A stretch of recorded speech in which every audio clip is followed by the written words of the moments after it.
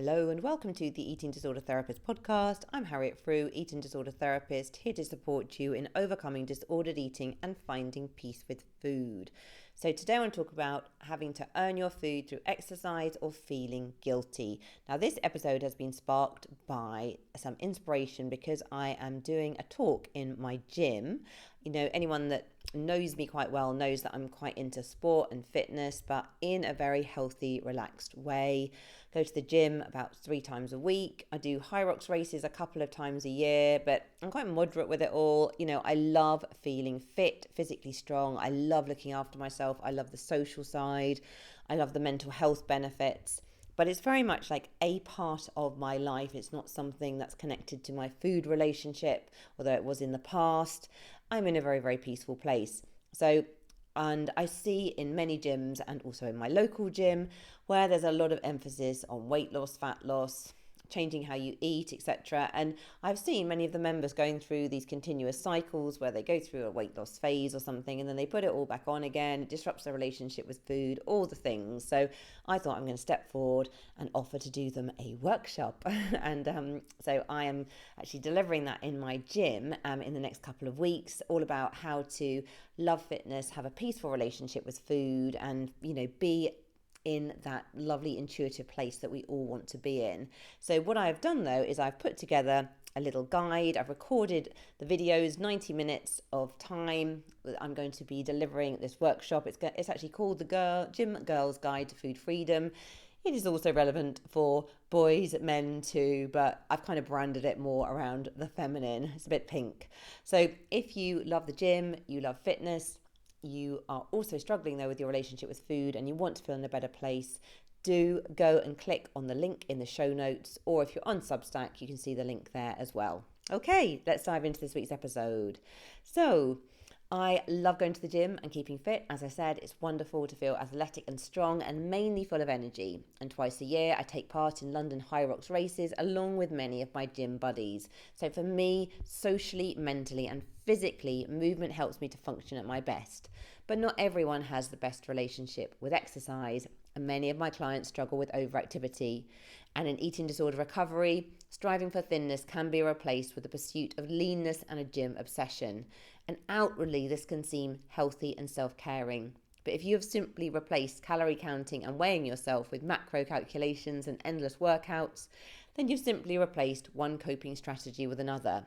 Now, in my recovery from bulimia, I've had to navigate my own journey with this. Now, from a young age, I always loved moving my body, feeling strong, mobile. And growing up on a farm, I was active as a way of life.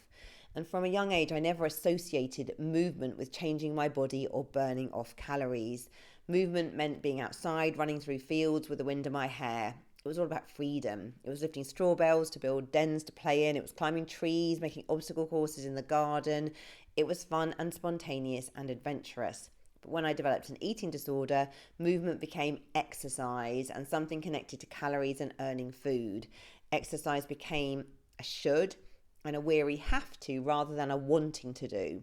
Now, I would often feel exhausted and depleted, but still forced myself to be active when my poor body was screaming out for rest. Movement was no longer a joyful and happy activity, but a punishing and punitive practice to be endured, and it monopolised hours of the day and robbed time from other priorities. But thankfully, I recovered from bulimia in my mid-20s and became focused on bigger life goals, including therapy training and relationships. I remained active, but away from rigid routines and punishing workouts. I walked regularly and ran, but in moderation. And then when my children came along, I continued in this vein. I didn't have much time or inclination for further fitness goals, but as my children became more independent and I clawed back pockets of time for myself, I dived gently back into fitness again. But this time I sought out movement that I enjoyed, and this involved beginners parkour, bouldering, and a bit of Ninja Warrior training. Now, I don't want to give you any illusions here. I was not very good at these things particularly, but I really enjoyed them. I really got so much pleasure and being back in a playful energy of doing all these activities. And my goal was so much about playing, having fun. I wanted to swing across the monkey bars at the park and feel strong. I wanted to learn to backflip on a crash mat. That is a goal that is still ongoing, and I haven't given up on it yet. These goals excited and inspired me and were far removed from any need to earn my food. Then, around a decade ago, I started doing strength training and lifting weights. So now I go to the gym around 3 times a week. I take lots of rest. I'm also consistent, which has allowed me to feel a sense of progression and fitness stability and sustainability. And I really want to be, I'm all there for the long game. I want to be the 90-year-old granny who is mobile and strong, and I would love to keep moving freely into old age because I associate this with independence, with health, with high life quality. I'm really up for the long game. I don't want to overdo it. I don't want to punish my body now. I'm up for the long game. So I'm no interest in punishing my body with overtraining, as this usually comes with exhaustion, frequent injuries, the mental exhaustion of tracking data and not feeling good enough, and likely long-term issues with fractures and niggling pains. No, thank you. So, what if you're listening and you are struggling today with finding this balance? I will share with you how to navigate a better relationship with movement. Okay, so number 1, do a self-care audit of your current movement. Write down your current movement practices and energy levels over a period of time. You need to gain that awareness and engage with the reality of what is going on. Notice, where is movement punishing or relentless, or where is it joyful and life enhancing? So you start to really tune in. Radically accept the current movement practices that are not serving you. Notice the costs of pushing yourself hard and relentlessly. And connect with your deepest values. If you're seeking freedom, adventure, and spontaneity, recognize where your exercise is not aligned and begin to think about what healthy movement might look for you personally. That's the first step, gaining that self-awareness. Okay, so number 2, once you have done a sort of audit and become more aware of your current activity levels and how you would like them to be, make a commitment to beginning to reduce your activity. Okay, now, and I would say I would do that regardless of what is going on with your eating. And I would encourage you as well just to do it in a small and gradual way. So you could do something like reduce your step count. You could actually remove your fitness tracker maybe if you are using one. You could take out one of your workouts every week. You could go for a walk instead of doing an intense workout. You could just reduce the time spent working out. And I guess the really important thing is to commit to it, commit to the change, and allow yourself to experience whatever happens when you make the change. Because I think what we tend to do in these situations is we catastrophize about the worst case scenario and that terrible things are going to happen, etc., etc., etc. We overthink it all too much.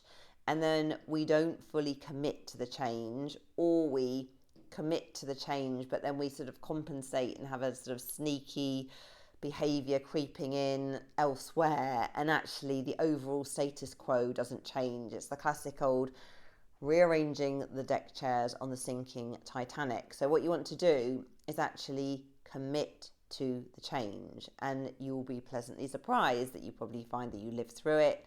It's okay. Nothing bad happens, but you're only going to experience that by doing the thing differently. Your brain is not going to be convinced just by thinking about it.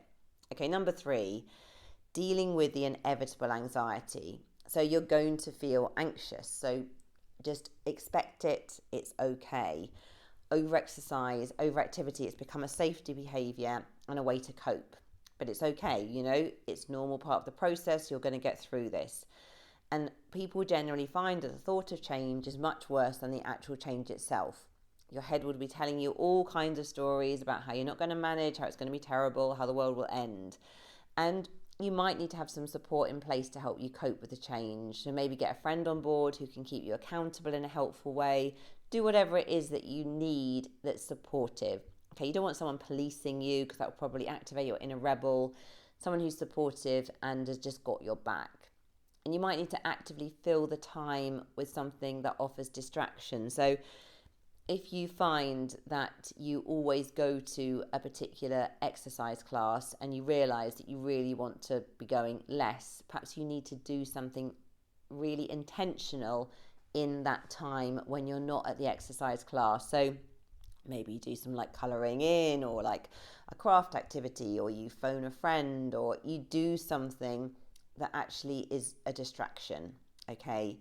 And you could even write in your journal how you're feeling. If you're really, really struggling, get your feelings out, just put it down on paper. Talk to a friend maybe. And once you've adjusted to the initial change, you can think about what you want to do next. Because the baby steps, as I always say, add up to a great deal. And it's so worth it to shift to a more balanced place, okay? And it's just incrementally doing it step by step by step. Number 4, move as self-care and self-love. So find movement that you love. Now, so many of my clients will talk about feeling so weary and miserable at the thought of the alarm going off and then pushing themselves out the door, maybe on a really punishing run or something that they really don't want to do. Now, of course, some days the self-caring and the self-love thing might be to do your activity, but if you're in a place of over-exercising and your body is weary and tired and you keep getting ill and you keep getting injured, etc., etc., it's probably not the most helpful thing to be forcing yourself. So trying to think about what could you do that's more self-caring and self-loving to move your body. Could it be dance or yoga or just going for a walk in nature? Maybe as well you could do something social, which can help put boundaries on fitness time, and you get the bonus of connection as well.